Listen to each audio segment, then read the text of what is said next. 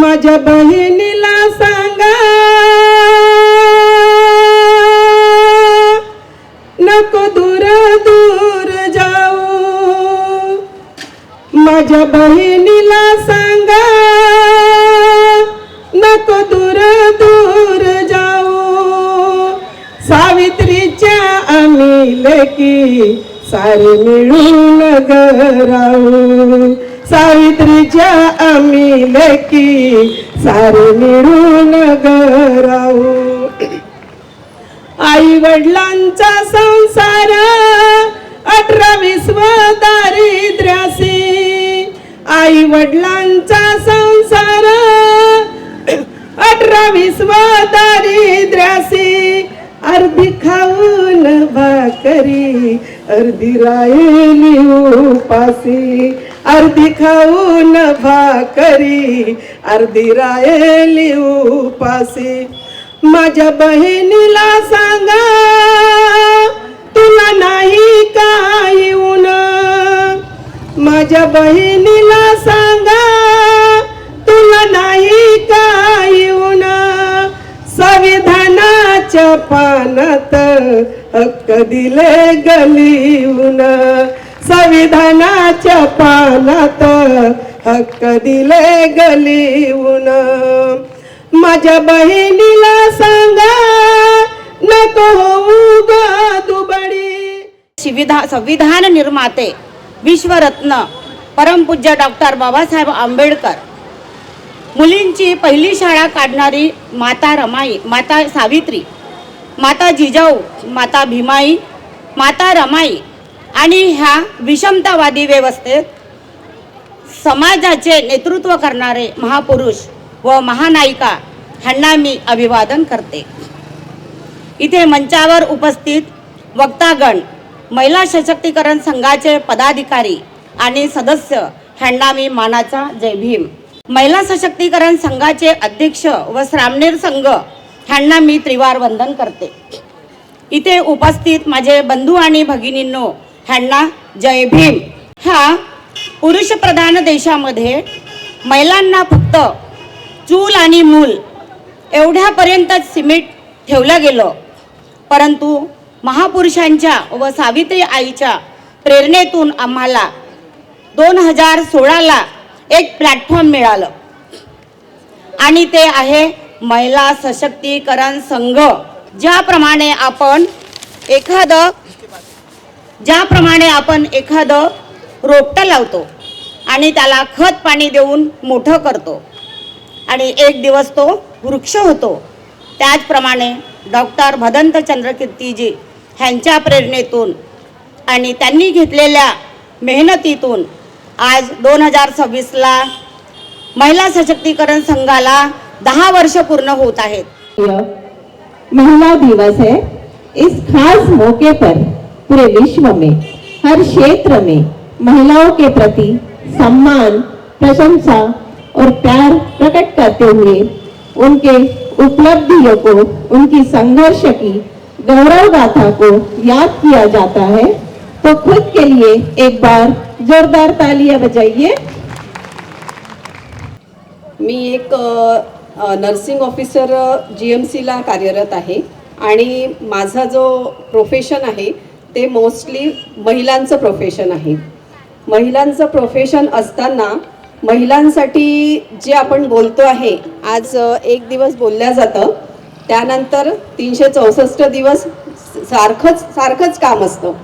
आणि मी ज्या समाजातनं आज इथपर्यंत आलेली आहे तो मी एक मराठा कुटुंबातनं आलेली आहे आणि माझे मिस्टर बुद्धिस्ट आहेत, तर त्यांचा मला इथपर्यंत आणण्याचा वाटा आहे त्यांचा। म्हणजे एका स्त्रीच्या मागे जेव्हा पुरुष उभा असतो तेव्हा स्त्री इथपर्यंत येते आणि सगळ्यात मोठा पुरुष म्हणजे आपल्या जीवनातला बाबासाहेब। कारण मला बाबासाहेब हे आम्हाला 25-30 मध्ये कळले, कारण आमचा जो समाज आहे सध्या अजूनही डोळे मिटूनच आहे। तर आमच्याकडे बाबासाहेब तर पुस्तकात नव्हतेच आणि जेही कळले मला ते लग्नानंतर कळलेले आहेत। तर आज बाबासाहेबांनी आपल्याला इथपर्यंत आणून दिलेलं आहे, तर त्या स्त्रीने आज इथपर्यंत भरारी मारलेली आहे। जी 1917 मध्ये क्रांती झाली न्यूयॉर्कमध्ये, ती स्त्रियांनी केली होती क्रांती. आणि आपल्या इथे आपल्याला स्त्रीला स्वतःहून सगळ्यात पहिले क्रांती सावित्रीबाई फुलेंनी केली. त्यानंतर आपल्या त्या सावित्रीबाई फुलेंच्या मागे पण महात्मा फुले उभे होते. आणि बाबासाहेबांनी आपल्याला आजचा जो 8 मार्च हा दिवस आहे, हा जागतिक महिला दिन आहे. आणि जगातल्या स्त्रियांनी क्रांती केली, ती क्रांती भारतीय स्त्रियांनी करावी लागली नाही, तर त्याचं एकमेव कारण म्हणजे बाबासाहेब आहेत.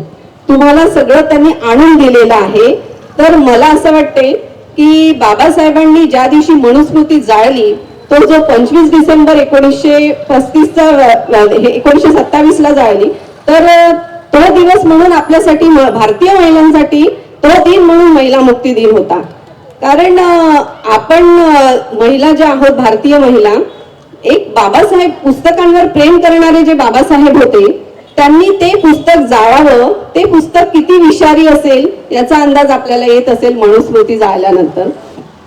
4 वर्णामध्ये जेव्हा समाज विभागित झालेला होता आणि स्त्रिया त्या काळात ज्या होत्या त्या वर्णबाह्य होत्या स्त्रिया. म्हणजे आज ब्राह्मणाची जरी स्त्री असेल तरी ती वर्णबाह्य म्हणून होती. म्हणजे समाजामध्ये स्त्रियांना स्थानच नव्हतं.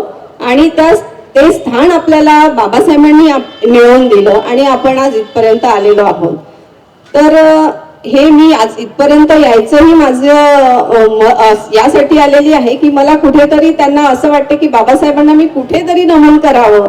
आणि मग मला असा मंच मिळाला की मला वाटतं चला, मला ह्या निमित्ताने का होईना मला त्यांना नमन करायला तर मिळत आहे. कारण आमच्या समाजातल्या ज्या स्त्रिया आहेत त्यांना जर म्हटलं की आज गेट टुगेदर आहे, हळदी कुंकू आहे, तर आमच्याकडे पटकन जमा होतात सगळेजण. पण जर असं काही महिला सशक्तीकरणाचे कार्यक्रम किंवा महिलांसाठी काही सामाजिक उपक्रम आपण करतोय, तर त्यात महिलांचा सहभाग एवढा नसतो. कारण मग तेव्हा त्यांची कारणं असतात की आम्हाला घरचे कामं आहेत, आम्हाला घरचा स्वयंपाक आहे, मिस्टर आहे, मुलाची ट्युशन आहे. तर ह्या प्रकारातून जर हा जो आता आपण नव्याने नवबुद्ध किंवा बौद्ध समाज म्हणतो आहे, तर ह्या समाजातल्या स्त्रिया फार पुढे आहे त्या मानाने. आमच्या समाजातल्या स्त्रिया फार मागास म्हणता येईल या ह्याच्यात. कारण आमच्या स्त्रियांना मी आता माझ्या पण माहेरच्या कुटुंबात पाहते, तर त्या अजूनही त्याच विळख्यात आहे. फार प्रयत्न असतात माझे त्यांना त्यातनं बाहेर काढायचे, पण मी तिथेही कमकुवत ठरते. कारण इतक्या वर्षाचा जो पगोडा आहे त्यांच्यावर, तो फार निघायला अजून किती पिढ्या लागतील मलाही विचार येतो की ह्यांना इथनं बाहेर काढायला अजून मला किती दिवस लागतील, किती वर्ष घ्यावे लागतील. तर काय करावं समजत नाही कधी कधी यांच्यासाठी. फार काही पद्धतीने मी समजावून सांगत असते की थोडं वाचलंही पाहिजे तुम्ही, पण त्या नाही वाचत.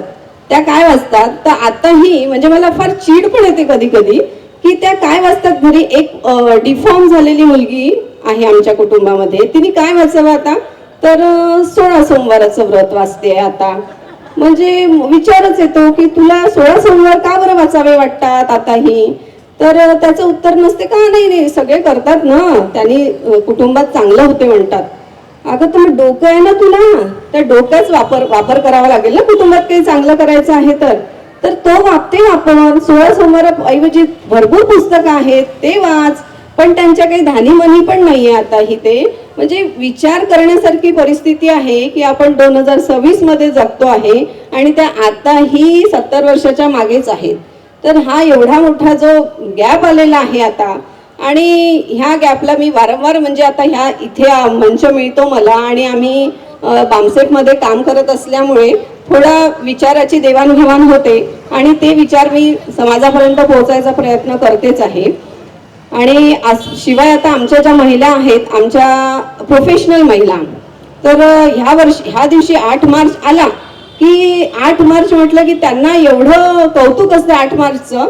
तर त्या काय करतील 8 मार्चला, तुम्हाला फ्रीडम मिळालं, तुम्हाला काहीच लढावं लागलं नाही आहे, तुम्हाला शिक्षण मिळालं, शिक्षणातून तुम्ही आता आज पैसा कमवून राहिलेले आहे, समाजात तुमचं एक स्थान मिळालेलं आहे. मग तुम्ही एक शिक्षण मिळालेले स्त्रीनी काय करायला पाहिजे आता, तर त्या काय करतात, आज मूवी बघायला जातात, आज त्या गेट टुगेदर करतात. आणि यातनं काय साध्य होईल मलाही सांगता येत नाही, पण मी आता त्यांना सांगणं असतं माझं की अरे हा दिवस तुम्हाला मिळालेला आहे, त्यासाठी तुम्हाला काय फक्त पार्टी करायची आहे आणि मूवी बघायची आहे, यासाठी जर का त्या क्लारा लढल्या असतील तर किती दुःख म्हणावं. आता त्या वरती जाऊन पण बघत असेल की काय माझ्या महिला आहेत या, मी यांच्यासाठी असं लढलं का. बाबासाहेबांना विचार पडत असेल वरून की या माझ्या महिला आतापर्यंत मी कुठपर्यंत नेऊन ठेवलाय यांना आणि या काय कुठे आहेत या. तर ह्या पद्धतीने आता आमची सामाजिक स्थिती आहे. पण प्रयत्न करू आता आपण आपल्या महिला सशक्तीकरण संघाकडनं पण मी एक विनंती करते की जरा आमच्या समाजातल्या पण स्त्रियांकडे तुम्ही लक्ष द्यावं आणि आम्हाला पण मार्गदर्शन करावं. आणि मला इथे बोलण्याची संधी दिली त्याबद्दल धन्यवाद. बाकी पण वक्त्यांना बोलायचं आहे त्यामुळे जास्त वेळ काही घेत नाही. धन्यवाद. आप देख रहे हैं WLBS न्यूज। चैनल को सब्सक्राइब करना और बेल आइकन को प्रेस करना ना भूलें।